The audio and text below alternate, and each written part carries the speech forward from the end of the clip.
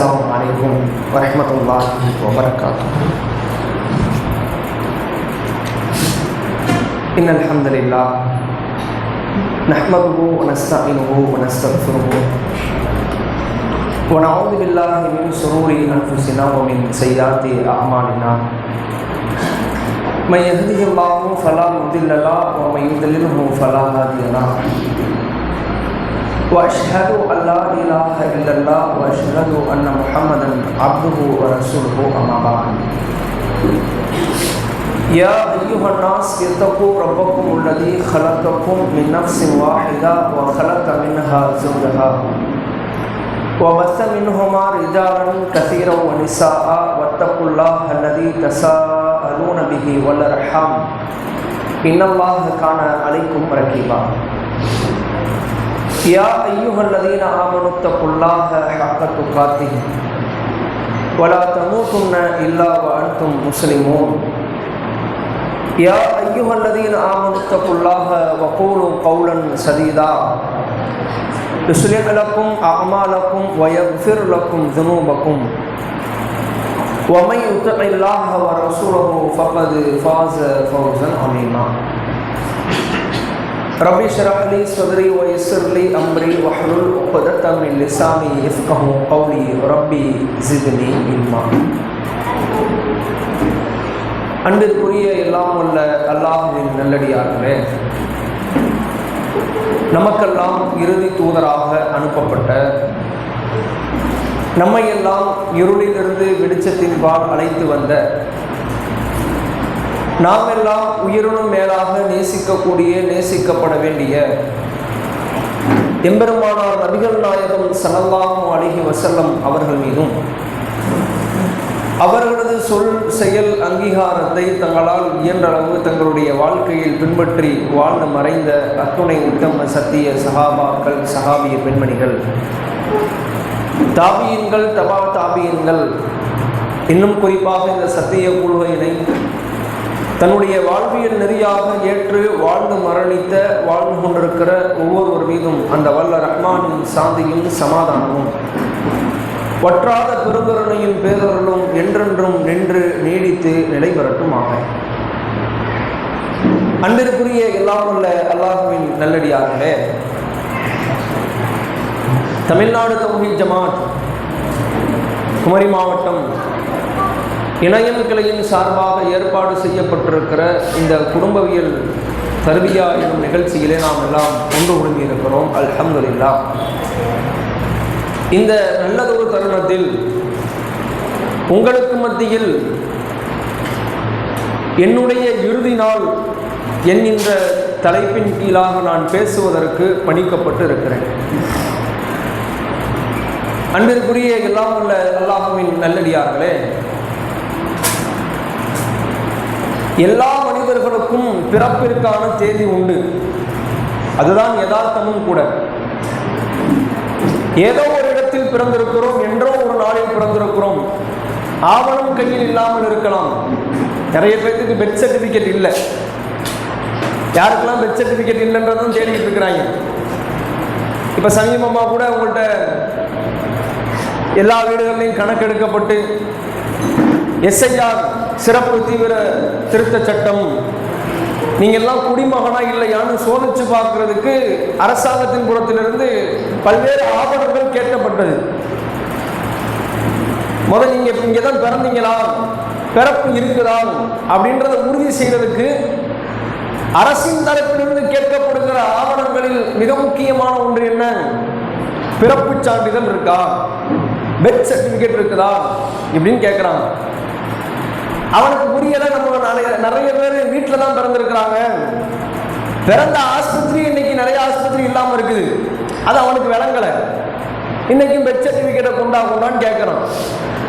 இப்போ எல்லா நபர்களுக்கும் பிறப்பு சார்ந்த ஒரு அடையாளம் உண்டு, ஒரு இடம் இருக்கு, ஒரு டேட் இருக்கு. யாருக்கும் இறப்பு சான்றிதழ் முன்னால் கொடுக்கப்படவில்லை. டெத் சர்டிஃபிகேட் யாருக்குமே இல்லை. இன்னைக்கு வரைக்கும் வாழ்ந்துகிட்டு இருக்க உங்களுக்கு இல்லை, எனக்கு இல்லை. அது எப்ப கிடைக்கும்? அல்லாஹ் திருமறை குர்ஆனில் பல்வேறு இடங்களிலே ஒரு மனிதனுடைய வாழ்க்கை முடிக்கப்படுகிற தருணம் குறித்து பேசுகிற எல்லா வசனங்களையும் நீங்கள் புரட்டி பாருங்கள். ஒரு மனிதன் தனியாய் அமர்ந்து அந்த வசனங்களை எல்லாம் புரட்டி படிப்பானாக இருந்தால் அவனை அறியாமலே ஒரு பயம் கலந்த ஒரு திடுக்கம் ஏற்பட்டு திருமறை குர்ஆனை மூடி வைத்து விட்டு புறப்பட்டு விடுவான். ஏன்? அப்படியான வசனங்கள் தான் திருமறை குர்ஆன் நெடுகிலும் நிறைந்து கிடக்கிறது. எத்தனையோ மனிதர்கள் எத்தனையோ விஷயங்களிலே கருத்து வேறுபாடு கொள்ளலாம். நிறைய கருத்து வேறுபாடு இருக்குங்க. ஒரு ஆளுக்கு மருத்துவம் சார்ந்து பார்த்தீங்கன்னு வைங்க, மருத்துவம் ரிலேட்டடா ஒரு ஆள் அலோபதியை பார்ப்போம், இன்னொரு ஆளு அலோபதிலாம் செட் ஆகாது, காலத்துக்கு ஊசியை மாத்திரமா திங்கிறது, எதுவாக இருந்தாலும் நம்ம ஆயுர்வேதிக்ல போயிடுவோம், சித்தார போயிடுவோம், யுனானில போயிடுவோம், அக்குபஞ்சர்ல போயிடுவோம், இதெல்லாம் எதுவும் வெளிவராது, ஹோமியோபதிக்கு போயிடுவோம். எத்தனையோ கருத்துக்கள் ஒரு துறை சார்ந்து இருக்கிறது.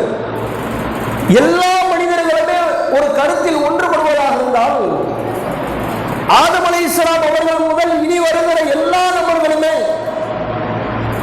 தான் மரணிப்பேன் என்ற கருத்தில் கருத்து வேறுபாடே கொள்வதில்லை. மௌத்தா போயிருவீங்களா? ஆமா போயிருவேன். எப்ப எப்படி அதெல்லாம் கேட்காது தெரியாது.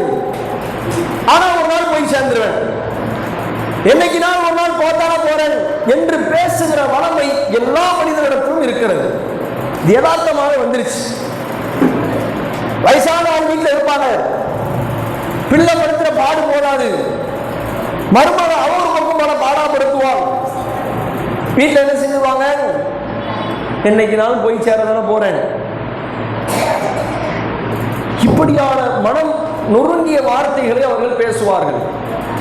ஆக எல்லா மனிதர்களுமே தனக்கான மரணம் குறித்த சிந்தனையை அவ்வப்போது கொண்டு வந்து கொண்டே இருக்கிறோம். இருந்தாலும் கூட பெரும்பான்மையான நேரங்களில் மனிதன் துனியாவை நோக்கி ஓடி விடுகிறான், துனியாவின் பக்கமே சாய்ந்து விடுகிறான். அவனுடைய மரணம் குறித்த சிந்தனை அவனிடத்தில் இல்லை என்பதால் இந்த தலைப்பு தற்போது உங்களுக்கு மத்தியில் பேசப்பட்டுக் கொண்டிருக்கிறது.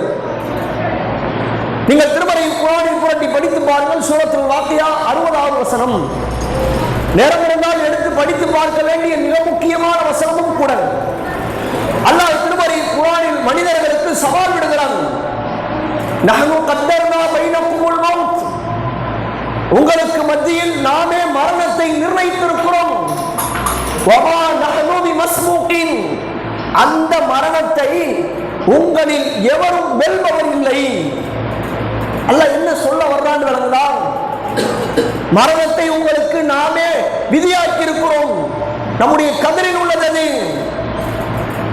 யாராவது நினைச்சீங்கன்னா இந்த மரணத்தை உடைத்து காட்டுங்கள், மரணத்தை உடைக்கக்கூடிய எவரும் உங்களில் இல்லை, யாராலும் நிகழ்க்கவே முடியாது என்று அல்லாஹ் ரப்பல் ஆலமீன் தன் திருமறை குர்ஆனில் சொல்லி காட்டுகிறான்.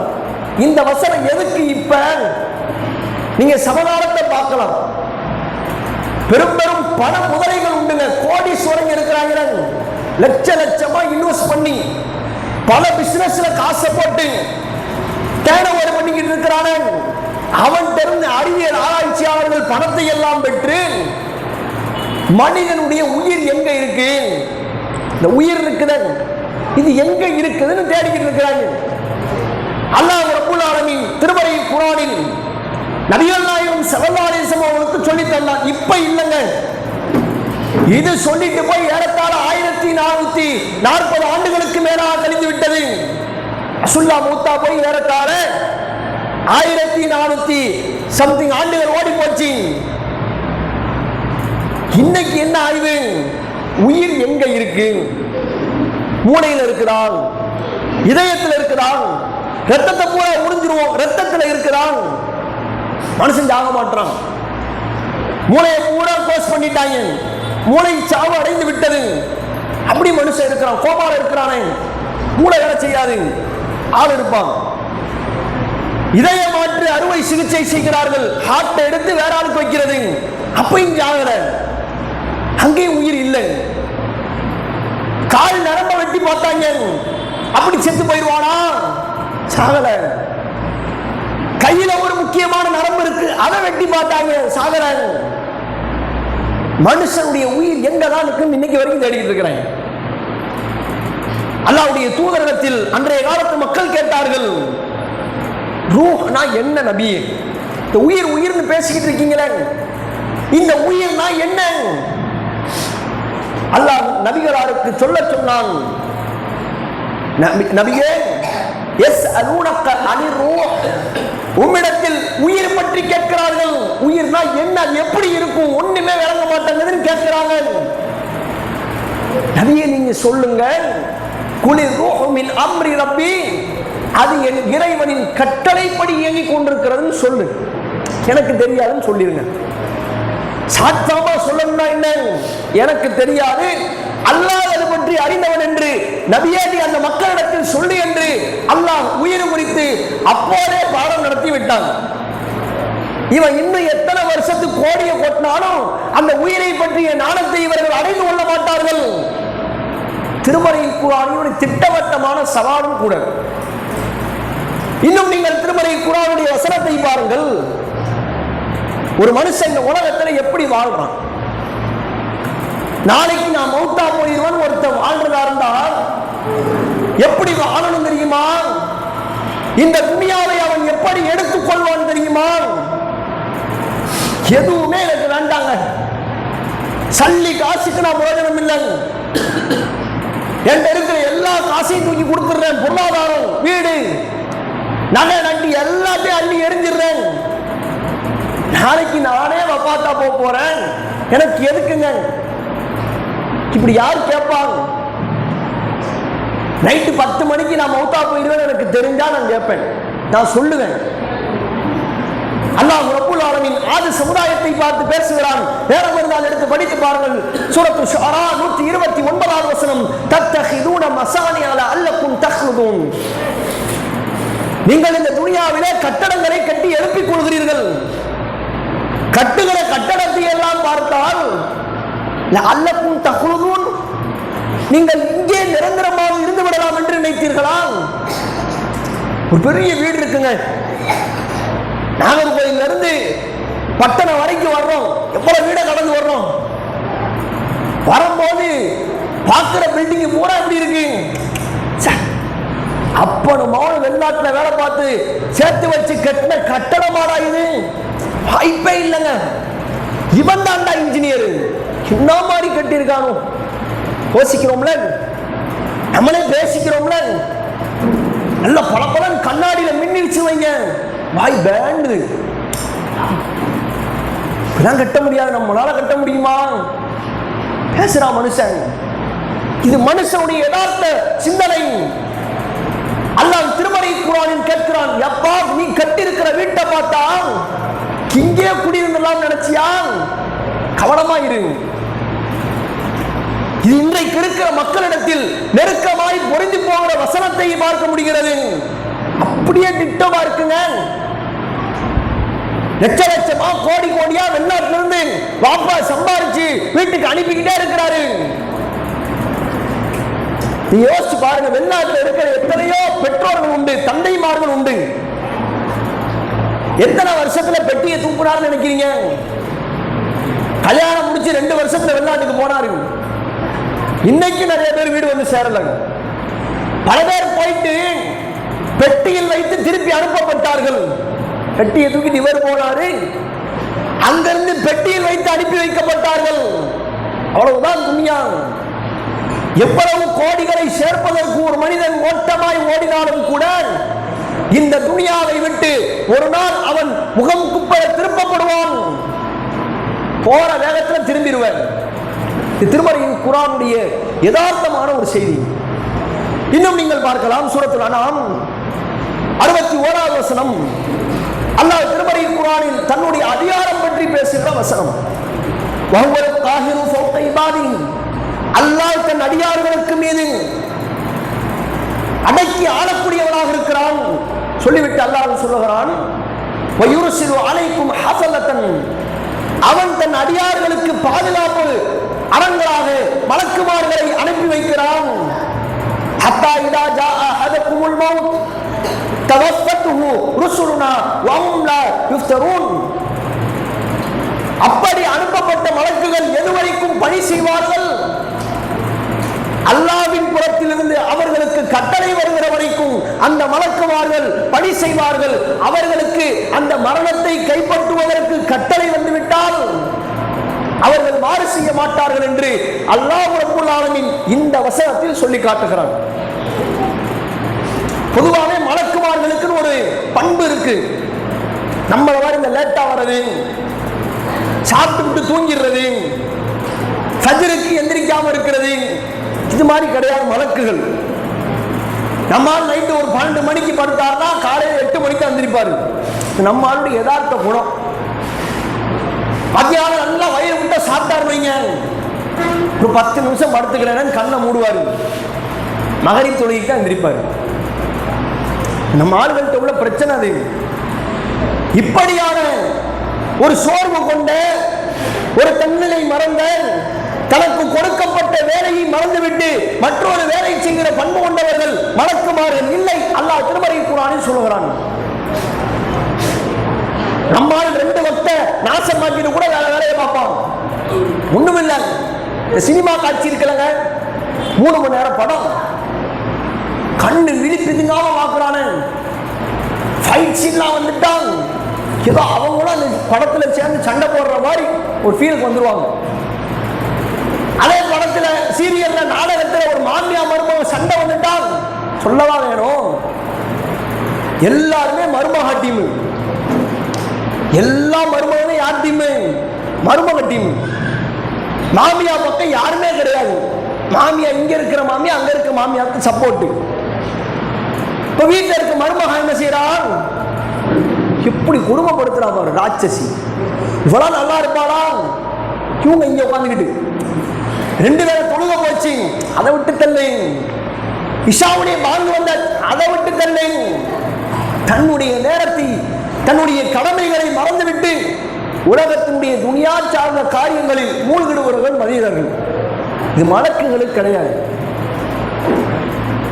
மலக்குகள் உங்களை பாதுகாத்துக் கொண்டே இருக்கிறார்கள். முன்னாலும் பின்னாலும் மலக்குகள் படை சூழ நாம் ஒவ்வொரு நாளும் நடைபோட்டுக் கொண்டிருக்கிறோம்.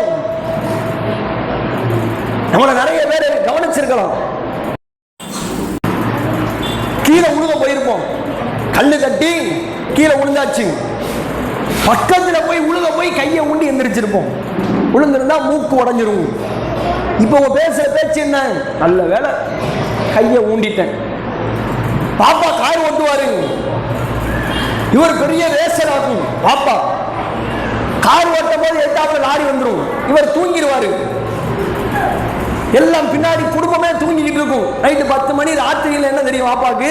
காலையில பூரா ஓட்டி நைட்டு பூரா ஓட்டினா இவர் இங்க அரை தூக்கத்திலே அரைக்கல்லே வண்டி ஓட்டுவாரு. லாரிக்காரன் பக்கத்தில் இப்படி வந்துட்டு இப்படி போயிடுவான். சடான் திருப்பிட்டு இவர் பேசுற பேச்சு இருக்க, இவர் தன்னைத்தானே ஒரு சூப்பர் ஹீரோ ஆக்கிடுவாரு. என்ன எல்லாம் தூங்கிக்கிட்டு இருக்கீங்க? எல்லாம் கொஞ்ச நேரத்தில் அல்லாட்ட போயிருப்பீங்க. நல்ல வேளை நான் கண்ணை முடிச்சு உங்களை பூரா காப்பாத்திருக்கேன். நீங்க காப்பாத்தல, உங்களுக்கு டைம் வரல. இந்த டைம் உங்களுக்கான மரணத்திற்கான நேரம் அல்ல. உங்களை பாதுகாக்கக்கூடிய மலக்கு பாதுகாத்து விட்டார். அல்லாஹ்வின் புறத்திலிருந்து கட்டளை வந்தது. அவர் உங்களை பாதுகாத்து உங்களை வழிநடத்தி சென்று விட்டார். உங்க சாமர்த்தியம் கிடையாது, உங்க சமயோஜித புத்தி கிடையாது. நீ முட்டா பையன் இந்த விஷயத்துல. இந்த ஞானம் அல்லாஹ்விடத்தில் உண்டு. அதே போன்று திருமறை குர்ஆனை நீங்கள் புரட்டி பாருங்கள்.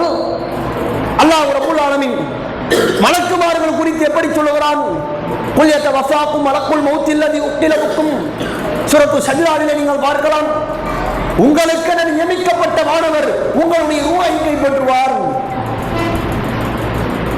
ஒரு நிமிஷம் முந்தவும் உண்டாது, ஒரு நிமிஷம் பிந்தவும் இல்லாது. அதையும் அல்லாஹ் தெளிவுபடுத்துகிறான். லா யஸ்தஅഖிரூன ஸாஅத்தன் வலா யஸ்தக்திமூன். அவரிடத்திலே அந்த வானவர் ஒரு நிமிடத்தை தாழ்த்தவும் மாட்டார், ஒரு நிமிடத்தை கூட்டவும் மாட்டார். 10:01க்குனா 59க்கு தூக்கிட்டு போயிட்டே இருப்பாரு. முடிஞ்சு போச்சு.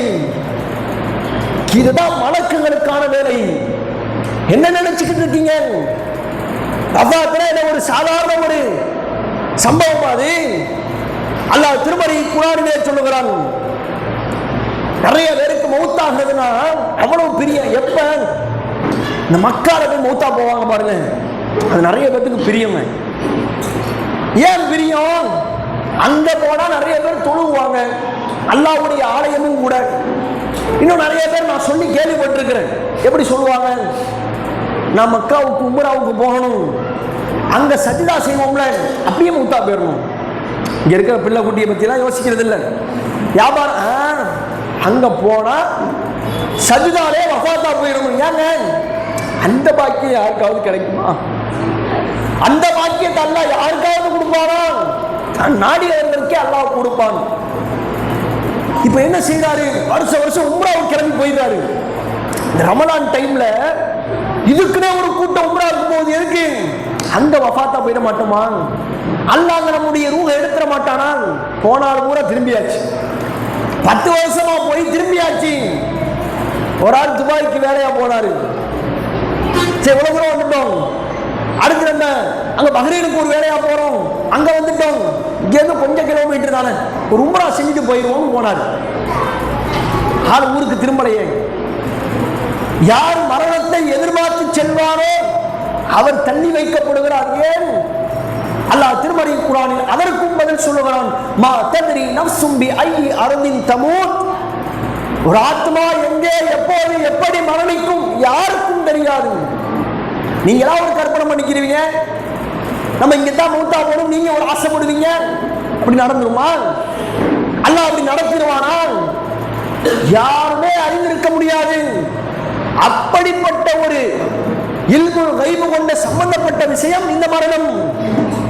இந்த மரணம் எப்போது வருமே தெரியாது. இதுதான் பிரச்சனை. என்ன பிரச்சனை ஓடிக்கிட்டு இருக்கு? நான் எப்ப மௌத்தா போவேன்னு தெரியாது. இது இன்னைக்கு என் கடைசி நாள் இருக்கலாம். எத்தனையோ பேரை பார்க்கிறோமே, இவ்வளவு வீடியோக்கள், கொஞ்சம் கொஞ்சமா எத்தனை அனுபவங்கள். நைட்டு நல்லா பேசிப்போம், நல்லா சிரிச்சு பேசி விளையாடி, காலையில போன் அடிப்பாங்க, ஆள் மௌத்தா போயிட்டாரு. ஒரு நோய் கிடையாது, சுகர் பிரஷர் பிபி ஒண்ணும் கிடையாது, நல்லா இருந்தாரு. அல்ல 5 வேளை சாப்பிட்டு ஆரோக்கியமான உணவை எடுத்துக்கொண்டவர், அவர் போயிட்டாரு. இப்படியான மரணத்தின் வரிசையிலே நீங்களும் நானும் நின்று கொண்டிருக்கிறோம். யார் முன்னாடி யார் பின்னாடின்னு தெரியாது. அப்பேற்பட்ட அந்த மரண தருவாயை நாம் எப்போது சந்திப்போம் என்றும் தெரியாது. ஏதோ இந்த மரணம் என்பது நாம் நினைப்பதை போன்று சர்வ சாதாரணமானது அல்ல. அப்படி ஒரு 2 செகண்ட்ல உயிர் எடுத்துட்டு போயிடுவாங்க, அப்படியான நிகழ்வு அல்ல. நான் ஒரு நல்லடியாராக இருந்தால்தான் என்னுடைய ரூஹ் இலகுவாக கைப்பற்றப்பட்டு அல்லாஹ்வின் புறத்தில் எடுத்துச் செல்லப்படுகிற பொழுது நான் நல்லடியாராக பார்க்கப்படுவேன். ஒருவேளை இந்த துனியாவை ஆடி ரசித்து கூத்து கும்மாரம் என்று இந்த துனியாவை ஆடம்பரமாய் அனுபவித்தவர்கள், அல்லாஹ்வை மறந்து வணக்க வழிபாடுகளை மறந்து ஹலால் ஹராம்களை மறந்து இந்த துனியாவை நோக்கி ஓடியவர்கள், அல்லாஹ்வின் புறத்தில் கடமைகளை தவறவிட்டவர்கள் நஷ்டவாளிகள் என்ற பட்டியலிலே சேர்க்கப்படுவார்கள். இந்த மரணத்திற்கான இறுதி தருவாய் இருக்குது பாருங்க, சக்கராத்துடைய நேரம். சக்கராத் என்றால் போதை வெல்லப்படுதல் தான் அர்த்தம். திருமறை குர்ஆனின் சூரத்துல் ஹஜ்ஜை நீங்கள் புரட்டி பாருங்கள், 22வது அத்தியாயத்தின் 2வது வசனம் சொல்லுகிறது. அல்லாஹ் மறுமை நாளுடைய நிகழ்வுகளை எல்லாம் தொகுத்து பேசுவான். அதில் ஒரு சம்பவத்தை அல்லாஹ் சொல்லுகிறான். நாளை மறுமை நாளிலே நீங்கள் மனிதர்களை மக்களை எல்லாம் தரன்னாச சுகாரா போதை வயப்பட்டவர்களாய் பார்ப்பீர்கள். குடிச்சுட்டு ஒருத்தன் நின்னா எப்படி இருக்கும்? தலையெல்லாம் பிச்சு போட்டு கண்ணெல்லாம் செவந்து போய் எங்கிட்டு போறது, எது வழி, எங்கிட்டு நடக்கணும் ஒண்ணுமே தெரியாது. அப்படிப்பட்ட மனிதர்களாய் நீங்கள் நாளை மறுமை நாளிலே பல மனிதர்களை பார்ப்பீர்கள். அல்லாஹ் இதை சொல்லிவிட்டு அடுத்து சொல்லுகிறான், வமா ஹும் பிசுகாரா, அவர்கள் போதை வயப்பட்டவர்கள் இல்லை, வலாக்கின்ன அதாபல்லாஹி ஷதீத், அல்லாஹ்வுடைய வேதனை மிக கடுமையானது. என்ன நடக்க போதும் தெரியல, நாலு குழம்பி போய் நிற்கிறான், கண்ணு விதி எல்லாம் பிதுங்கி போய் நிற்கிறான். இதை அல்லாஹ் ஒரு உவமையாக எடுத்து சொல்லுகிறான். சக்கராத் என்ற வார்த்தையை அல்லாஹ் போதை வயப்படுதல் என்றே நமக்கு அறிமுகம் செய்து வைக்கிறான். மனுஷன் மரணிக்கிற அந்த தருவாயும் கூட சக்கராத்துடைய காலம்தான். ரசூல் ஸல்லல்லாஹு அலைஹி வஸல்லம் அவர்கள் தன்னுடைய மரணப்படுக்கையிலே கிடந்தார்கள் 4 நாட்கள். எத்தனையோ அமல்களை தன்னுடைய வாழ்க்கையிலே விடாது பிடித்துக் கொண்டிருந்த அல்லாஹ்வுடைய ரசூல் உங்களுக்கு முன்னால் சொன்னார்கள். நபிகளார் தன்னுடைய வாழ்க்கை எப்படி கழித்தார்கள்? 63 ஆண்டு கால வாழ்க்கை, நபித்துவத்தில் 23 ஆண்டு கால வாழ்க்கை. எந்த ஒரு மனிதனுடைய பழி சொல்லுக்கும் ஆளாகாத அல்லாஹ்வுடைய ரசூல், தன்னுடைய மனைவிமாரிடத்தில் குற்றம் குறைகளுக்கு ஆளாகாத அல்லாஹ்வுடைய ரசூல், நன்மைகளை தவறவிடாத அல்லாஹ்வுடைய ரசூல், அல்லாஹ்வுடைய மார்க்கத்தை மக்களுக்கு மத்தியிலே பிரச்சாரம் செய்த அல்லாஹ்வுடைய ரசூல் மரண தருவாயிலே ஒழுக்கப்பட்டார்கள். ஒரு கணம் அல்லாஹ்வுடைய ரசூல் ஒழு செய்வதற்கு பாத்திரம் கேட்டு ஒழு செய்து விட்டு தொழுவதற்கு அல்லாஹ்வுடைய ரசூல் நின்றார்கள். நிற்க முடியவில்லை, கீழே விழுந்தார்கள். கீழே விழுகிறாங்க. தோளில் கை போட்டு தொழுகைக்கு சென்றார்கள் என்ற செய்தி எல்லாம் நமக்கு பரிச்சயம். அப்படிப்பட்ட தருவாயில் அல்லாஹ்வுடைய ரசூல் போர்த்தப்பட்டு படுக்கையிலே கிடத்தப்பட்டிருக்கிறார்கள். அப்போது அல்லாஹ்வுடைய ரசூல் மரண தருவாயின் இறுதியிலே சொன்னார்கள், இன்னலில் மௌத்தி சக்கராத், மரணத்திற்கு சக்கராத்துடைய வேதனை உண்டு என்றார்கள். ஒரு முறை சொன்னதில்லை, மீண்டும் மீண்டும் மீண்டும் 3 முறை சொன்னார்கள். இன்னலில் மௌத்தி சக்கராத், இன்னலில் மௌத்தி சக்கராத் என்றார்கள். அல்லாஹ்வை ஈமான் கொள்ளாதவர் அல்ல, மார்க்கத்தை அங்கும் இங்குமாய் பின்பற்றியவர் அல்ல, ஹலால் ஹராம்களை தான் விரும்பினால் ஏற்று விரும்பினால் பின்பற்றியவர் அல்ல. அல்லாஹ் எதை செய்ய வேண்டும் என்று கட்டளை போட்டானோ அந்த கட்டளைகளுக்கு மாறு செய்யாமல் வாழ்ந்த அல்லாஹ்வுடைய ரசூலுக்கே அந்த நிலை இருக்குமாக இருந்தால் நம்முடைய நிலை என்ன? ரசூலுல்லாஹ்வே ஒழுக்கப்பட்டு விட்டார்கள், கதிகலங்கி போய்விட்டார்கள். நம்ம என்ன நிலைமைக்கு ஆளாக போகிறோம்? மௌத்துக்கான சக்கராத்துடைய வேலை உண்டு, எல்லா மனிதர்களும் அனுபவிப்பார்கள். நம்ம பார்க்கிறது மௌத்தா போயிட்டாரு, கையில வச்சிருந்தோம் ரூஹு போச்சு, ஒரு பிராக்சர் செகண்ட்ல ரூஹு போயிடுச்சு, இவ்வளவுதான் நமக்கு தெரியும். அங்கே நடத்தப்படுகிற சம்பவங்களும் சாம்ராஜ்யங்களும் எந்த ஒரு மனிதனும் அறிய மாட்டான். மௌத்தா போற மனுஷனுக்கு தெரியும். அதுவரைக்கும் தனக்கு பாதுகாவலாக இருந்த மலக்குமார்கள் தன்னை விட்டும் செல்வார்கள். தன்னுடைய ரூஹை கைப்பற்றக்கூடிய வானவர் தனக்கு மத்தியிலே வருவார். மனிதன் பார்த்து கொண்டே இருப்பார். தன்னுடைய குடும்பத்தார் கண்களுக்கு தெரிவார்கள். மலக்கும் தெரிவார், துனியாவும் தெரியும், ஆகிரத்தும் தெரியும். இரண்டையும் கண்களுக்கு முன்னால் பார்க்கிற மனிதன் உதவி கேட்க முடியாது, கையனால் அசைவு செய்து அவர்களை அழைக்க முடியாது.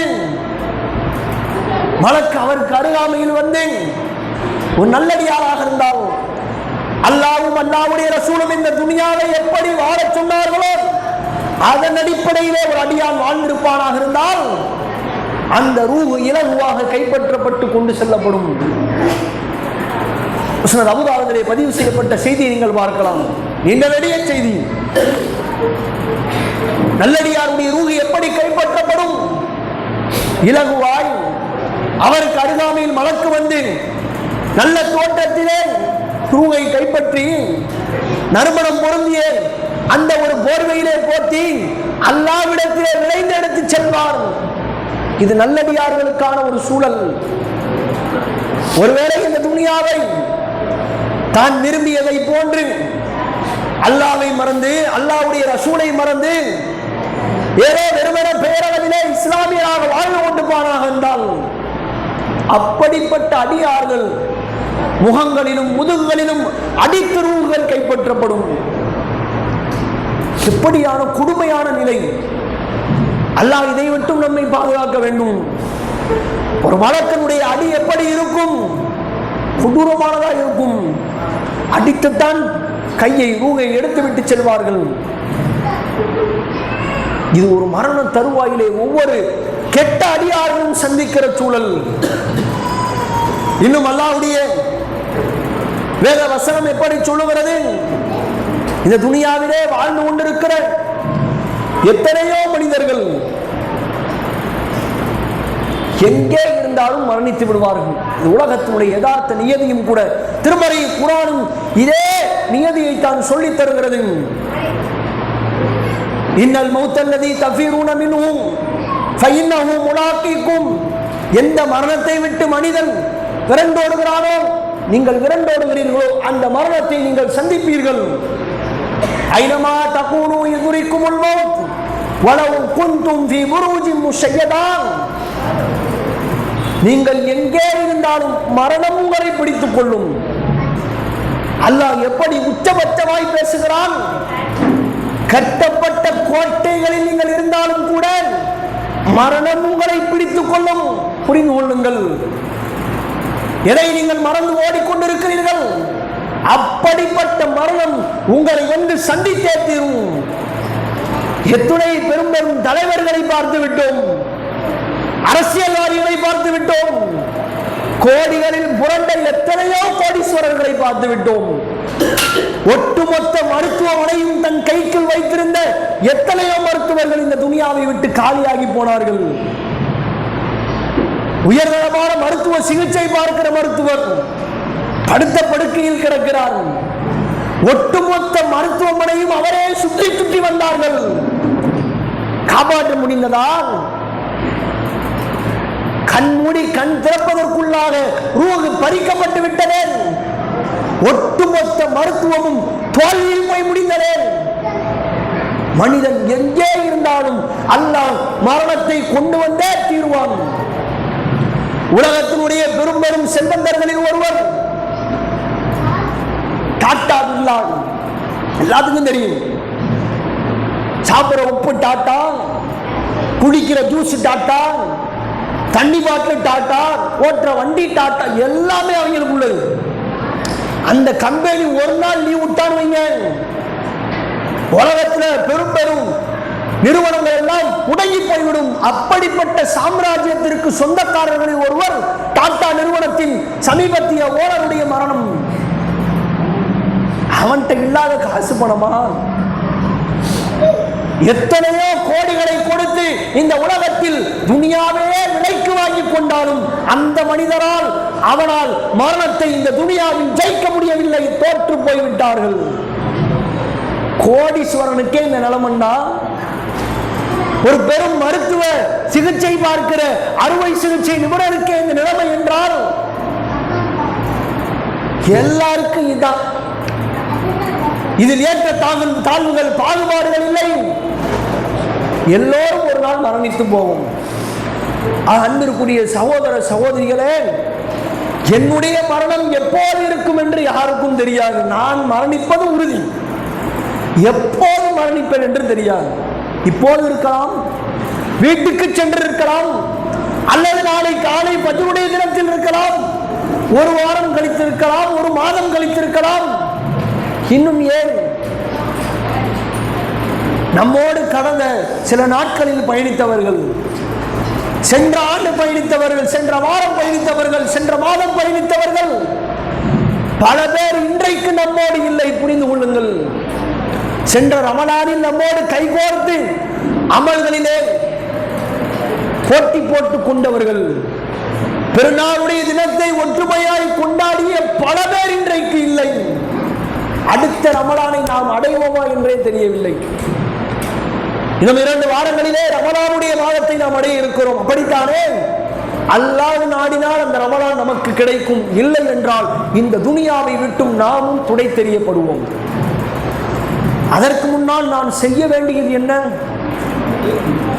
ஒவ்வொரு மனிதருமே தன்னுடைய மரணத்திற்கு முன்னால் பல வேலைகளை செய்து முடிப்போம். பொருளாதாரத்தை எல்லாம் பங்கிடுகிற பணிகளை செய்வோம். வசியத்திற்கான வேலைகளை கையில் எடுப்போம். எல்லாம் ஒரு புறம் இருக்கட்டும், எந்த பொருளாதாரத்தையும் கடன் பெற்றவர்களாக மரணித்து விடாதீர்கள். உங்க அம்மா 10,000 ரூபாய் பணம் தரணும்னு எவனும் வந்து கேட்க கூடாது. உங்க அத்தா 1 லட்சம் ரூபாய் கடன் வாங்கிட்டாரு, காசை குடியான்னு சட்டையை முடிச்சு எவனும் வந்து நின்ற கூடாது. பிள்ளையால் முடிந்தால் கொடுப்பான், அது தனி. கடன் இல்லாத வாழ்க்கையைத்தான் அல்லாஹ்வுடைய ரசூல் கேட்டுக்கொண்டே இருந்தார்கள். ஒவ்வொரு தொழுகைக்கு பின்னாலும் அல்லாஹ்வுடைய ரசூல் பல பிரார்த்தனை கேட்டார்கள். அந்த பிரார்த்தனையுடைய பட்டியலிலே அல்லாஹ்வுடைய ரசூல் கடனை இணைத்துக் கொண்டார்கள். கடனோடு ஒரு மனிதன் மரணித்தால் அவன் ஷஹீதாகவே இருந்தாலும் கூட சொர்க்கம் செல்வது கேள்விக்குறியாக்கப்படும் என்று அல்லாஹ்வுடைய ரசூல் சொன்னார்கள்.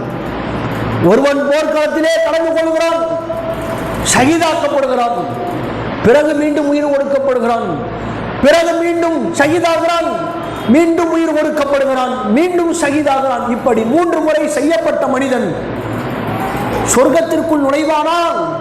நிச்சயம் நுழைவான். எப்போதும் நுழைய மாட்டான். கடன் இருந்தால் அவன் சொர்க்கத்திற்குள்ளாக நுழைய மாட்டான். அவன் தான் 3 ஷஹீத் என்ற பட்டத்தை பெற்று விட்டானே. இல்லை, சொர்க்கம் உனக்கு ஹராம் என்று சொல்லப்படும். அல்லாஹ்வுக்கு செய்கிற கடன் தனி, அது அல்லாஹ்வும் நமக்குமான தொடர்பு. அல்லாஹ் நாடினால் மன்னிப்பான், நாடினால் தண்டிப்பான். அது ஏதோ ஒரு லிஸ்ட்ல போயிடும்.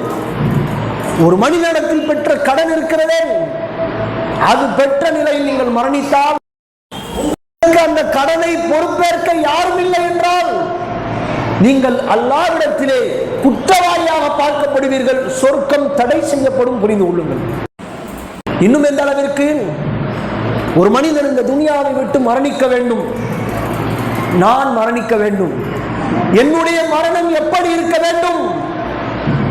ஒரு நல்லடியானாக மரணிக்க வேண்டும். அல்லாஹ்வுடைய தூதருடைய சபையிலே ஒரு முறை ஒரு ஜனாசா சுமந்து செல்லப்பட்டது. அல்லாஹ்வுடைய தூதரிடத்திலே அங்கிருந்த சஹாபாக்கள் கேட்ட கேள்வியை ஒரு செய்தியாக தொகுப்பாக நீங்கள் புகாரியிலே 6512வது இலக்கத்தில் பார்க்கலாம். ஒரு ஜனாசா எடுத்துச் செல்லப்பட்ட போது அல்லாஹ்வுடைய தூதர் சொன்னார்கள், முஸ்தரி வ முஸ்தரஹ் மின்ஹு என்றார்கள். சஹாபாக்கள் கேட்டார்கள், அல்லாஹ்வுடைய ரசூலே, முஸ்தரி என்றால் என்ன, முஸ்தரஹ் மின்ஹு என்றால் என்ன? இரண்டையும் எங்களுக்கு விளக்குங்களே. புரியல, கொஞ்சம் எங்களுக்கு சொல்லி அதை விளக்கம் கொடுக்கலாமா? அல்லாஹ்வுடைய தூதர் சொன்னார்கள், அல் முஸ்தரி, முஸ்தரி என்றால் என்ன தெரியுமா? அல் அப்துல் முஃமினு மின் யஸ்தரிஹு மின் நஸபி துன்யா வ அதாஹா இலா ரஹ்மத்தில்லாஹ். ஒரு அல்லாஹ்வுடைய நம்பிக்கை கொண்ட ஒரு அடியான் யஸ்தரிஹு மின் நஸபி துன்யா வ அதாஹா இலா ரஹ்மத்தில்லாஹ், இந்த துனியாவினுடைய சோதனைகளிலிருந்தும் தொல்லைகளிலிருந்தும் விடுபட்டு அல்லாஹ்வுடைய ரஹமத்தின் பக்கம் செல்கிறார். அப்படிப்பட்ட மனிதர் இவர். முதல் சாரார் யார்? நல்லடியார். துனியாவை விட்டு போறார்னா துனியாவுடைய சோதனைகளை விட்டுட்டு போறார். துனியா எனும் தொல்லையை விட்டு செல்லுகிறார். எதன் பக்கம் செல்லுகிறார்? அல்லாஹ்வுடைய ரஹமத்தை நோக்கி செல்லுகிறார். அப்படிப்பட்ட அடியார் ஒரு சாரார். இரண்டாவது சாராரை அல்லாஹ்வுடைய ரசூல் விளக்கினார்கள், அல் அப்துல் ஃபாஜிர், ஒரு கெட்ட அடியார்.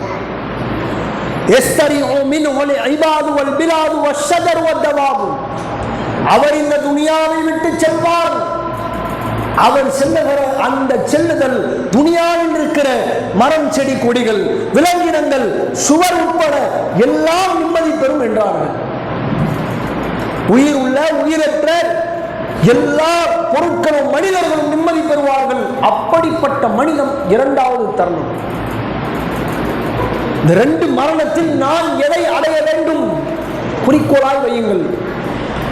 நான் இந்த துனியாவில் எந்த ஒரு மனிதரையும் பகைத்தவராய், கர்வம் கொண்டவராய், ஆணவம் கொண்டவராய் மரணித்து விடவே கூடாது என்ற நோக்கத்தை உள்ளத்தில் பதிய வையுங்கள். ஏன் தெரியுமா? அல்லாஹ்வை நம்பிக்கை கொண்ட 40 அடியார்கள் உங்களுக்காக, எனக்காக ஜனாஸா தொழுகையிலே கலந்து கொள்வார்களாக இருந்தால் எனக்கு சொர்க்கம் நிச்சயம் என்று அல்லாஹ்வுடைய ரசூல் சொன்னார்கள். அப்படிப்பட்ட 40 நபர்களை நான் உருவாக்கி விட்டேனா? யோசிச்சு பாருங்க. நான் மௌத்தா போனால் என்னுடைய மரணத்திற்கு இன்றைக்கு 40 நபர்கள் கூடுவார்களா? அல்லாஹ்வை நம்பிக்கை கொண்ட நிலையில் இணை வைப்பு இல்லாத ஒரு அடியார்களாக 40 பேர் கூடுவார்களா?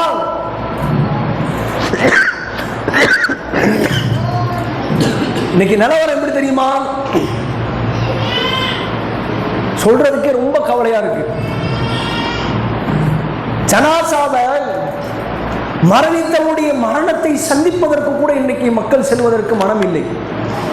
என்ன காரணம்னு கேட்குறீங்களா? அவர் கூட நான் சண்டை பேச மாட்டேன். ஒரு காலம் இருந்தது, யார் மரணித்தார் என்றே தெரியாது. ஊர்ல ஒரு மௌத்திங், ஒரு 10 கிலோமீட்டர் தள்ளி மௌத்தா போயிருப்பாரு. இங்கிருந்து ஒரு 5 பேர் போய் பார்த்துட்டு வருவாங்க. வயசானவர், ஆள் ஒரு 60 வயசு இருக்கும், ஹார்ட் அட்டாக்ல மௌத்தா போயிட்டாராம். வயல்ல வேலை பார்த்துக்கிட்டு இருந்தாரு, அப்படியே விழுந்து மௌத்தா போயிட்டார். எப்ப? இப்ப இல்லை, ஒரு 20 வருஷத்துக்கு முன்னாடி அப்படி இருந்துச்சு. தந்தி இல்லை, தொலைத்தொடர்பு இல்லை. அப்படிப்பட்ட காலத்தில் மனித நேயம் மலர்ந்தது. யாருமே தெரியாது, முன்ன பின்ன பார்த்தது கூட கிடையாது. அப்படிப்பட்ட ஜனாசாக்களுடைய தொழுகைகள் எல்லாம் கலந்து கொண்டிருக்கிறார்கள். நமக்கு நன்மை கிடைக்குமே. ஜனாசாவை பின்தொடர்ந்து அடக்கம் செய்யப்படுகிற வரைக்கும் நான் கலந்து கொண்டால் 2 உகாதமலை அளவிற்கு அல்லாஹ் எனக்கு நன்மையை தருவானே என்ற இயக்கத்தில் கலந்து கொண்ட காலம் கடந்து போய் அவர் ஜனாசாக்கெல்லாம் வர முடியாதுங்க. அவெல்லாம் மனுஷனா? வாழும்போது அவன் செஞ்ச செயலெல்லாம் சொல்லியா தெரியணும்? எனக்கு கொடுத்த கொடுமைகளை உங்களுக்கு சொன்னால் தெரியும். என் வழி உங்களுக்கு புரியவா போகுது? அந்த ஜனாசாவுக்கு நான் வர மாட்டேங்க.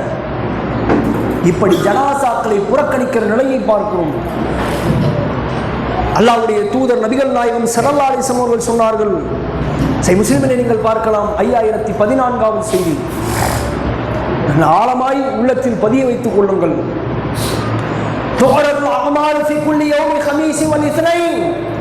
அல்லாஹ்விடத்திலே ஒவ்வொரு திங்கள் வியாழன் கிழமைகளிலும் நீங்கள் செய்த, நான் செய்த எல்லா அமல்களும் எடுத்து காட்டப்படுகிறது. திங்கள் வியாழன் அமல்கள் ஏடுகளை மலக்குமார்கள் சுமந்து சென்று அல்லாஹ்விடத்திலே காட்டுவார்கள். அல்லாஹ் பார்ப்பான், பார்த்துவிட்டு கேட்பான், இந்த அடியானுக்கு இணை வைப்பு உண்டா? ஷிர்க்ல இருக்கானா?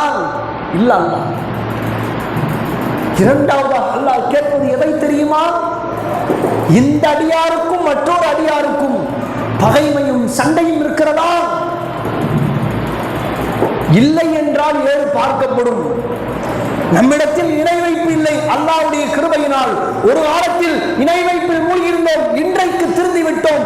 இனி யாரெல்லாம் இந்த இணை வைப்பில் இருப்பார்களோ, என்னுடைய குடும்பத்தில் என் தந்தை இருந்தால், என் தாய் இருந்தால், என் உடன் பிறந்தவர்கள் இருந்தால், அவர்களை கொண்டு வர வேண்டிய பொறுப்பு உங்களுக்கும் எனக்குமானது. சொல்லி புரிய வைங்க. அத்தா, இணை வைப்பிலே நீங்க மௌத்தா போயிட்டா, நான் உயிரோடு வாழ்கிற காலம் வரைக்கும் உங்களுக்காக துவா செய்ய முடியாத நிலை ஏற்படுத்தி விடாதீர்கள். எனக்கு வயசு 20 ஆகுது. அல்லாஹ் நாடி ஒருவேளை நான் ஒரு 40 வயசு வரைக்கும் வாழ்றேன், ஒரு 60 வயசு வரைக்கும் வாழ்றேன். அப்படி வாழுகிற 40 ஆண்டு காலத்தில் உங்களுக்காக கையேந்தி இறைவா என் தந்தையின் மன்னி என்ற வார்த்தையை என்னால் மரணம் வரைக்கும் கேட்க முடியாத நிலை ஏற்படுத்தி விடாதீர்கள். இப்படி சொல்லுங்க. இரண்டாவது என்ன? அல்லாஹ்வை நம்பிக்கை கொண்ட 2 அடியார்களுக்கு மத்தியில் சண்டையும் சச்சரவும் இருக்குமா இருந்தால் அந்த நிலையில் ஒருவருடைய ஏடு அல்லாஹ்வினால் படிக்கப்படாது, தூக்கி தூர எறியப்படும். தூக்கி அங்க போடுங்க. அடுத்து இல்லை, இவரு இப்படித்தான், அதை தூக்கி ஓரமா போடுங்க. அடுத்து சிரமப்பட்டு தொழுத தொழுகைகள், கஷ்டப்பட்டு பிடித்த நோன்புகள், கொடுக்கவே மனம் இல்லாமல் அல்லாஹ்வுடைய பாதையிலே கொடுக்க வேண்டும் என்று கொடுத்த சதக்கா ஜக்காத்துக்கள், சிரமப்பட்டு உடலால் பொருளாதாரத்தால் ஹஜ் உம்ராக்களை செய்திருக்கிறோம். எல்லா அமல்களையும் வல்ல நாயகன் அந்த ஏட்டை படிக்காமல் தூக்கி போடுவானாக இருந்தால் என்னை விட கை சேரப்பட்டவன் ஒருவன் உண்டா இந்த துனியாவிலே? எவ்வளவு சிரமப்பட்டு அமல் செய்து கொண்டிருக்கிறோம். துனியாவினுடைய சூழ்ச்சிகளுக்கு மத்தியில் அல்லாஹ்வை வணங்க வேண்டும் என்ற ஒரே நோக்கத்தில் நம்மால் என்ற எல்லா நன்மைகளையும் செய்கிறோம். அந்த நன்மைகளை அல்லாஹ் பார்க்காமல் தூக்கி போடுகிற நிலை எப்போது? உங்களுக்கும் உங்களுடைய சகோதரனுக்கும் மத்தியில், உங்களுடைய நண்பர்களுக்கு மத்தியில் பகைமையும் சண்டையும் தொடர்கிற வரைக்கும் அல்லாஹ் அந்த ஏட்டை படிக்கவே மாட்டான். யோசிச்சுக்கங்க. நம்மள நிறைய பேர் கோவப்பட்டு பேசாம போய் கடைசியில் எங்க போய் முடிஞ்சிருச்சு?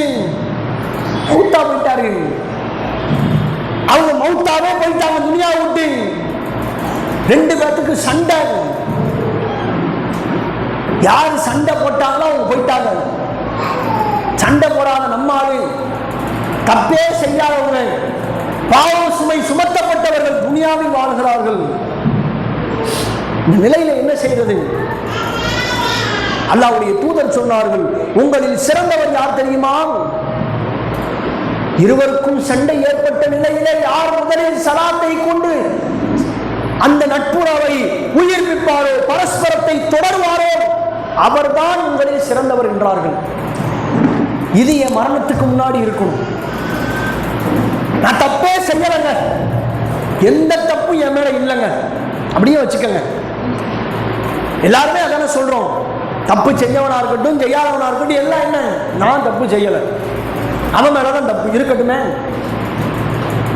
இந்த தவறை நான் ஒப்புக்கொண்டு தப்பு செய்யாவிட்டாலும் கூட அல்லாஹ்விற்காக மன்னித்து மனம் பொறுத்து அவனிடத்தில் நான் சலாத்தை தொடங்குகிற பொழுது அல்லாஹ்விடத்திலே நான் சிறந்தவன்.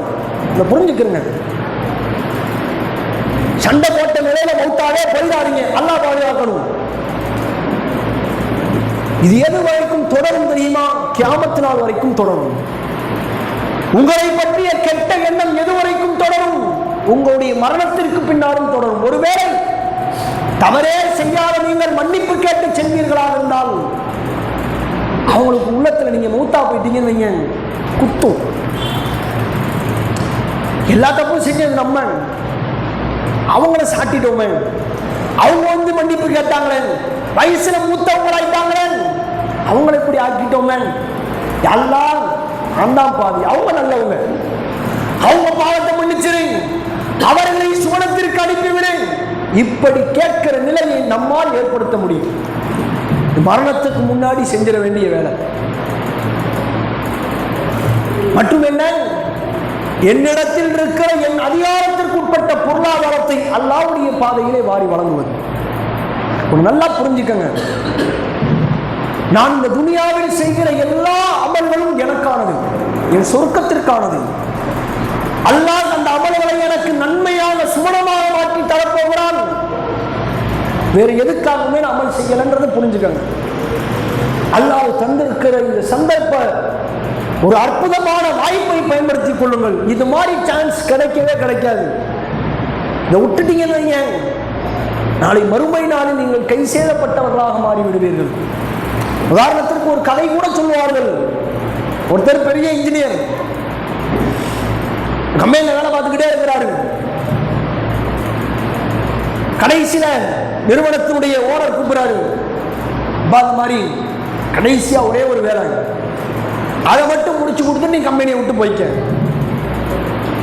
இந்த ஆள் மறுபடியும் டென்ஷன் ஆகிறாரு. இவனுக்கு இத்தனை வருஷம் உழைச்சது போதல, மறுபடியும் கடைசியா ஒரு வேலை பாருங்கிறான். இப்படின்ற கோபத்துல டக்கு டக்கு டக்குன்னு வேலையை முடிக்கணும்னு என்ன பண்ணாரு, மட்டமான சிமெண்ட், மட்டமான செங்கல், எதையெல்லாம் மோசமான ஒரு பொருட்களாக இருக்குமோ எல்லாத்தையும் வச்சு கட்டடத்தை கட்டி எழுப்பிட்டாரு. 2 மாடி கட்டடம். வேகமா வேலையை முடிச்சு சாவியை கொண்டு வந்து ஓனர்கிட்ட கொடுக்குறாரு. இந்தாங்க, நீங்க கேட்ட வேலை முடிஞ்சிருச்சு, கட்டடத்தை பார்த்துக்கோங்க. ஓனர் திரும்ப சொன்னாராம், எப்பா அந்த சாவியை எடுத்துட்டு போ, அது உனக்கான வீடு தான். இவன் சாவி எடுத்துட்டு வெளியே வந்து அழுது புறம்புனானா, இவ்வளவு பெரிய மோசமான வேலையை பார்த்துட்டேன், மத்த யார் யாருக்கோ கெட்ட வீடையெல்லாம் பார்த்து பார்த்து கெட்டினே, எனக்குன்னு தெரிஞ்சிருந்தா அப்படி கெட்டிருக்க மாட்டேனே, இன்னும் டைம் எடுத்து கட்டியிருப்பேனே, உயர்தரமான பொருட்களை கொண்டு என்னுடைய வீட்டை அலங்கரித்திருப்பேனே, அழுது புலம்பினானாம். இது ஒரு நகைச்சுவையான ஒரு சம்பவத்திற்காக, ஒரு கதைக்காக சொல்லப்பட்டாலும் கூட இதே நிலைதான் நாளை ஆகிரத்தில் தொடரும். அல்லாஹ் தந்திருக்கிற இந்த அற்ப சொற்ப காலத்தை நான் நன்மைக்காக செலவிடாவிட்டால், யார் யாருக்கோ நன்மை செய்தல், ஏழைகளுக்கு உணவளிப்பது, தர்மத்தை வாரி கொடுப்பது, பிள்ளைகளை பராமரிப்பது, கணவனை பார்த்துக் கொள்வது, குடும்பத்தால் பராமரிப்பது எல்லாம் செஞ்சாச்சு. வணக்க வழிபாடு ஜீரோ, இபாதத்துக்கள் ஜீரோ, கொள்கை ஜீரோ, சொர்க்கமும் ஜீரோ ஆக்கப்படும். அல்லாஹ் நரகத்திற்கு அனுப்பிவிடுவான். இந்த நிலை நமக்கு வேண்டாம். இந்த துனியாவில் வாழுகிற பொழுதே நான் எப்போதும் மரணித்து விடுவேன் என்ற சிந்தனையோடு பயணிங்கள். அல்லாஹ்வுடைய ரசூல் அதைத்தான் சொன்னார்கள். அக்ஸிரு திக்ர ஹாதிமின் லதாத்தில் மௌத். உங்களுடைய சந்தோஷங்களை எல்லாம் உடைத்து போடுகிற இந்த மரணத்தை அதிகமாக நினைவு கூறுங்கள், நினைச்சுக்கிட்டே இருங்க. இப்ப மூத்தா போயிருக்கணும், நாளைக்கு மூத்தா போயிருக்கணும், நாளை கழிச்சு மூத்தா போயிருக்கணும். மரணத்தை குறித்து நீங்கள் சிந்தித்துக் கொண்டே இருக்க வேண்டும். ரொம்ப சந்தோஷமா இருக்கும், ஜாலியாக போயிட்டு இருக்குது. அப்படியா? உட்காருங்க. என் உயிர் எப்படி போயிட்டு இருக்குது? இந்த ரூஹ் நின்றுட்டா என்ன செய்யறது? என் குடும்பத்தை பராமரிக்கிறது யாரு? என் பிள்ளைகளை பார்க்கறது யாரு? கண்ணீர் விட்டு அழுது விட்டு மனிதன் இறந்து செல்வான். மௌத்தா போயிட்டா என் பிள்ளை எப்படி பார்க்கறது? ஒருத்தன் மௌத்தா போயிடுவான்னு சிந்தனை வந்துருச்சுன்னு வைங்க, குடும்பத்தை எல்லாம் பார்த்து அழுகுவான். 10 வயசு பையன், அவனுக்கு என்ன தெரியும் இந்த துனியாவை பத்தி? விவரமறியாத மனைவி, அவள் எப்படி இந்த துனியாவை அணுக போகிறாள்? கவலைப்பட்டு மனமுடைந்து கண்ணீர் வடிப்பான். இதைத்தான் பார்க்கிறோம்.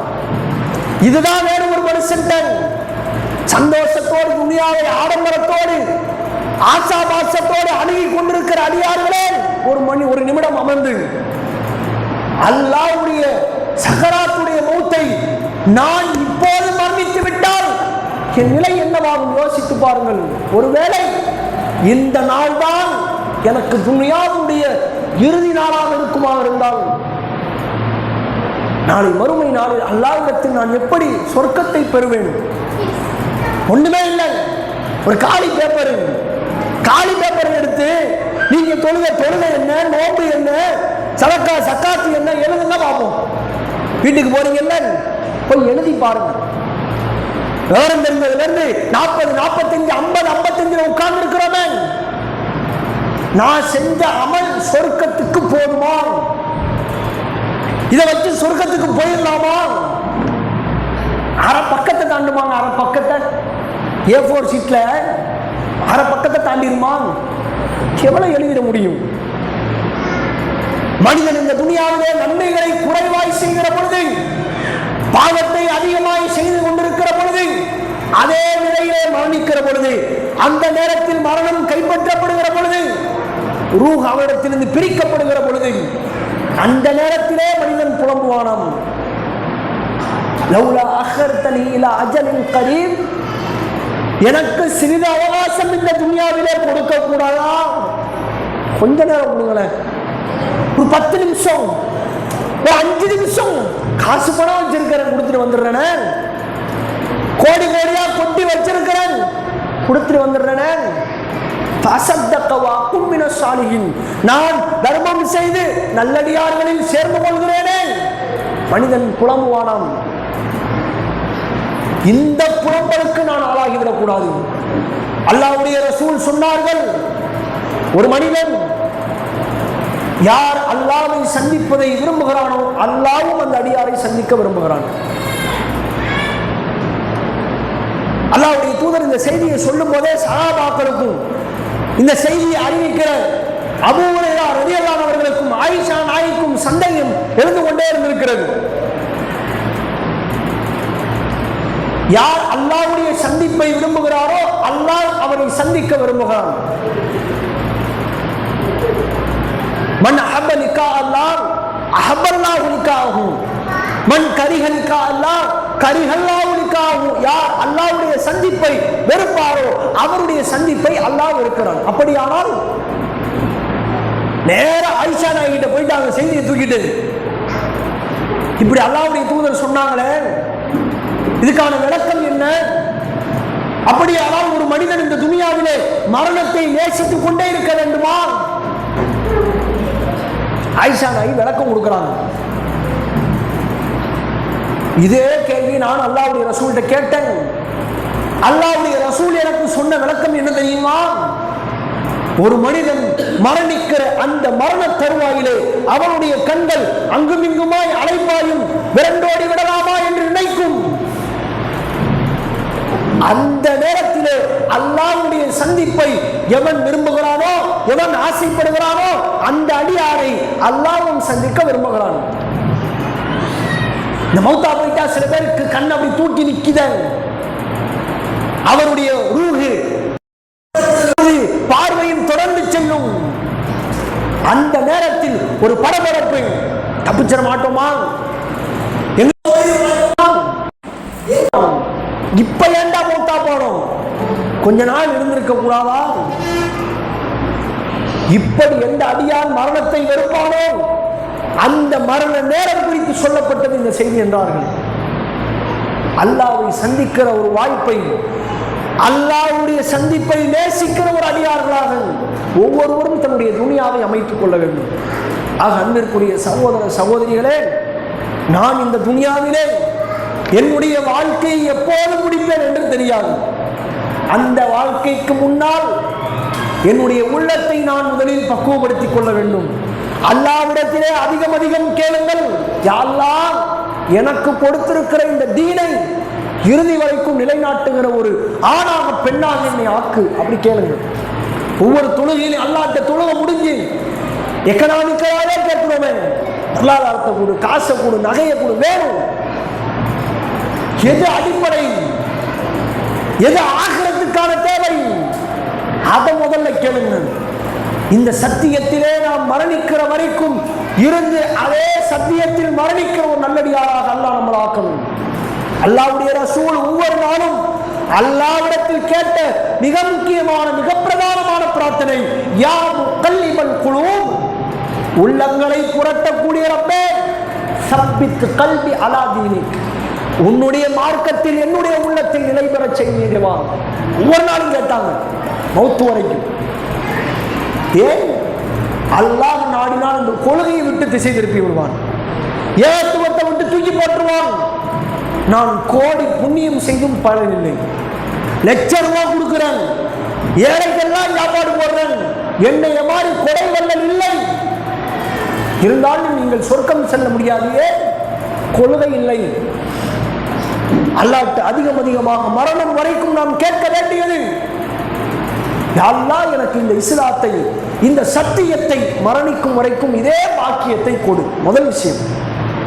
இரண்டாவது, அல்லாஹ்விற்கு செய்ய வேண்டிய வணக்க வழிபாடுகளில் ஒரு காலத்திலும் குறை வைக்காது. மரணிக்கும் வரைக்கும் இது இருக்கக்கூடாது. முன்னாடி பேசினாங்க அல்லாஹ்வுடைய ரசூலுடைய வாழ்க்கை என்று ஒரு நீண்ட நெடிய தலைப்பு, எல்லா செய்தியும் சொல்ல முடியல, சொல்லவும் முடியாது. 23 வருஷ வாழ்க்கை எப்படி ஒரு அரை மணி நேரத்தில் சொல்லிட முடியுமா? வணக்க வழிபாட்டில் அல்லாஹ்வுடைய ரசூலை நீங்கள் எடுத்து பாருங்கள். ஒரு வக்துக்கு ரசூல்லா வரலன்னு சொல்ல முடியுமா? ஒரு வக்துக்கு. ஃபஜ்ருக்கு ரசூல்லா தூங்கிட்டாங்க, அசருக்கு ரசூல்லா வெளியே போயிட்டாங்க வேலையா, மகரிபுக்கு ரசூல்லா கடையில வியாபாரம், ஒண்ணு சொல்ல முடியாது. அல்லாஹ்வுடைய ரசூல் வணக்க வழிபாட்டில் குறை வைக்கவில்லை. அல்லாஹ்வும் அதைத்தான் நபிகளாருக்கு கட்டளை போட்டான். நபியே, அல்லாஹ்வை நீங்கள் வணங்க வேண்டும், எதுவரைக்கும்? ஹத்தா யஅதியல் யகீன், உங்களுக்கு யகீன் வருகிற வரைக்கும், உறுதியான அந்த நேரம் வருகிற வரைக்கும் உங்களுடைய ரப்பை நீங்கள் வணங்க வேண்டும். வணக்க வழிபாட்டில் காம்ப்ரமைஸ் பண்ணாதீங்க, உற்றவே உற்றாதீங்க. இன்னைக்கு நீங்க துவைங்க, அல்லாஹ் நான் மௌத்தா போற வரைக்கும் என்னிடத்திலிருந்து இந்த வணக்க வழிபாடு தவறக்கூடாது. நாளைக்கு நான் மரணிப்பேனாக இருந்தால் இதுவரைக்கும் நான் விட்ட தொழுகைகளுக்கு என்னை மன்னித்து விடு, குற்றம் முடித்து விடாது. அல்லாஹ்ட்ட கேளுங்க. மரணிப்பதற்கு முன்னால் நான் அல்லாஹ்விடத்தில் சரணடையாவிட்டால் நான் குற்றவாளியாகவே மரணிப்பேன்.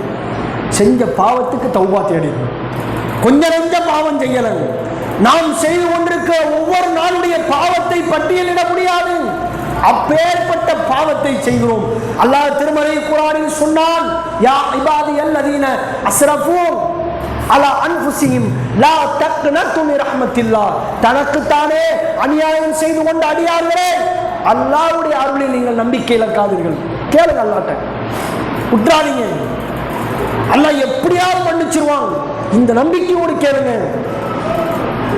இது மூணாவது விஷயம். நான்காவது விஷயம், என்னுடைய வாழ்க்கையில் கடனில்லா ஒரு மரணத்தை கொடு இறைவா என்று கேளுங்க.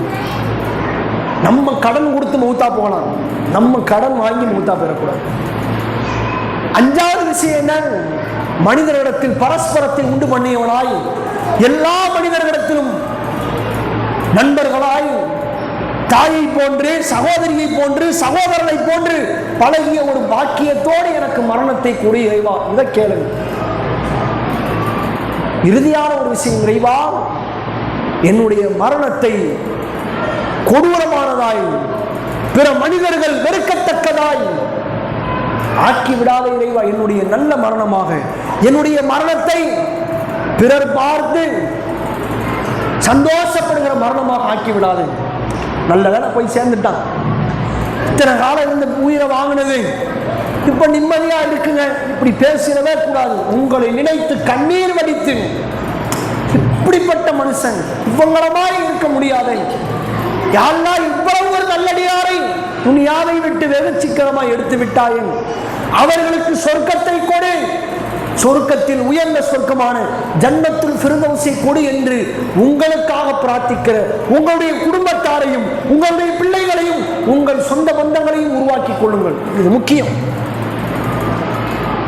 இந்த அடிப்படையில என்ற வந்துருச்சுன்னு வைங்க, நான் மரணத்திற்கு தயார். இப்ப சொல்லுங்க, இப்ப மௌத்தா போவோமான்னு கேட்டா எத்தனை பேர் ரெடியா இருக்கும்? மௌத்தா போவோம்னு தெரியும்.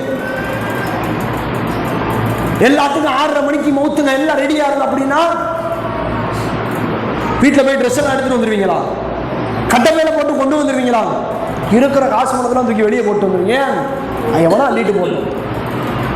6:30 மணிக்கு நாம பார்த்தா போயிடுவேன். துணியாவோட எதை சேர்த்து எனக்கு என்ன புண்ணியம் கேட்போம்ல? ஒண்ணும் இல்லைங்க. பெரிய உதாரணம்லாம் தேவையில்லை. கேன்சர் பேஷண்ட் உண்டா? கேன்சர் பேஷண்ட், இரத்த புற்றுநோய் கொண்ட நோயாளிகள்லாம் உண்டு. இந்த துனியாவை விரும்பக்கூடிய, அல்லாஹ் கைகால் சுகத்தையே எனக்கு தந்திருக்கிறான் என்று துனியாவை நேசிக்கக்கூடியவர்கள் போங்க. அரசு மருத்துவமனை இருக்கா இந்த ஊர்ல? இருக்காதீங்க? இருக்கு. அரசு மருத்துவமனைக்கு போங்க. கேன்சர் பேஷண்ட்டுக்குன்னே ஒரு வார்டு இருக்கு, அங்க போங்க. 10 நிமிஷம் நீங்க அங்க நின்றுட்டு வெளியே வாங்க பார்ப்போம். நீங்கள் உறுதியான உள்ளம் படைத்தவர்கள். முடியல, உடம்ப காணாம், கைய காணாம், மூஞ்சிய காணாம். எவ்வளவு நாள்ல போச்சு? வெறும் 6 மாசத்துல 60 கிலோ எடையில இருந்த மனுஷன் 25 கிலோல நிற்கிறான். 100 கிலோல இருந்தவர் 30 கிலோல இருக்கிறாரு, 20 கிலோல இருக்கிறாரு. சோமாலியா நாட்டில் இருக்கிற மாதிரி கேன்சர் பேஷண்ட் இருக்கிறான். எப்படி அல்லாஹ் மாத்திட்டான்? செல்வம் படைத்தவர்கள் பல பேர் கேன்சர் பேஷண்ட் உண்டுங்க. இறுதியா சொல்லி முடிக்கிறேன். அலி பேனாத் அப்படின்னு ஒரு ஆள் உண்டு. சில வருடங்களுக்கு முன்னால் மரணித்து போனார் அலி பேனாத். உடம்பெல்லாம் கேன்சர். இவர் பெரிய செல்வந்தருங்க. இவர மாதிரி ஒரு செல்வந்தர் இருக்கிறதுக்கு வாய்ப்பு இல்லை அரபு உலகத்தில். இவருக்கு இரத்த புற்றுநோய், கேன்சர் என்று மருத்துவர்களால் பரிசோதித்து சொல்லப்பட்டது. பெரிய பெரிய உயரகமான வாகனங்கள், அவர் கட்டியிருக்கிற வாட்ச் மட்டுமே எத்தனையோ லட்சத்துக்கு சமமானது. மனுஷன் என்ன பண்ணாரு தெரியுமா? எல்லாத்தையும் வித்துட்டார். எல்லாத்தையும் வித்தாச்சு. வீடை வித்தாச்சு, காரை வித்தாச்சு, கையில காலில் எல்லாத்தையும் கட்டி வித்துட்டார். லெப்பர் செருப்பு போட்டிருக்கார். லப்பர் செருப்பு கக்கூசுக்கு போடுவோம்ல நம்ம வீட்டில், அந்த லப்பர் செருப்பு தான் கடைசியாக போட்டிருக்காரு. 6 மாசம்.